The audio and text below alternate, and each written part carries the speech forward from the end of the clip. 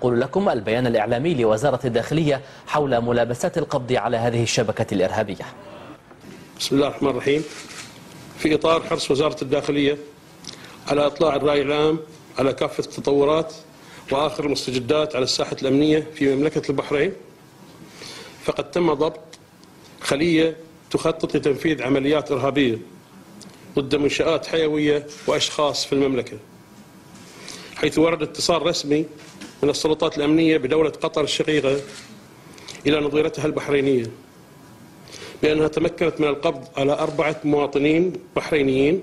كانوا قد دخلوا دولة قطر عبر الحدود البرية مع المملكة العربية السعودية. وأثناء اتخاذ السلطات القطرية المختصة إجراءات التفتيش الجمركية للسيارة التي كانوا يستقلونها، تم العثور على بعض المستندات والأوراق وجهاز الحاسوب تضمنت معلومات ذات أهمية أمنية وتفاصيل عن بعض المنشآت والجهات الحيوية وحجوزات طيران إلى الجمهورية العربية السورية، كما تم العثور معهم على مبالغ مالية بالدولار الأمريكي والتومان الإيراني. وقد اتخذت السلطات الأمنية بدولة قطر إجراءات التحقيق معهم، حيث أقروا بمغادرتهم البحرين بطرق غير مشروعة بتحريض من آخرين للتوجه إلى إيران عبورا بدولتي قطر وسوريا، بقصد إنشاء تنظيم للقيام بعمليات إرهابية مسلحة في البحرين ضد بعض المنشآت الحيوية والأشخاص. وبعد التنسيق مع السلطات الأمنية القطرية وانطلاقا من التعاون الصادق والبناء بين الأشقاء في دول مجلس التعاون لدول الخليج العربية، وفي إطار تنفيذ اتفاقيات التعاون الأمني وتبادل المعلومات، تسلمت السلطات البحرينية المتهمين ال4 مساء الجمعة 4 نوفمبر 2011 لاتهامهم بالتخطيط لتنفيذ جرائم إرهابية،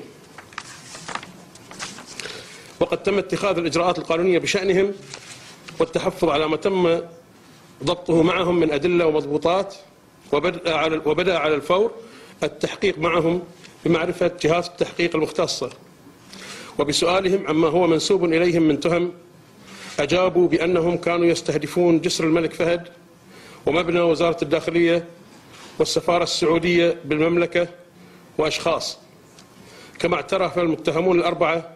على شخص خامس اتضح أنه موجود في البحرين وتم القبض عليه وإحالة المتهمين ال5 إلى النيابة العامة. إن وزارة الداخلية تعرب عن خالص شكرها وتقديرها للسلطات الأمنية القطرية الشقيقة على ما قامت به من جهود وما قدمته من تعاون بناء بشأن ضبط هذه الواقعة، حيث جسد ذلك بالفعل التكامل القائم بين الأجهزة الأمنية لدول مجلس التعاون لدول الخليج العربية. والسلام عليكم ورحمة الله وبركاته.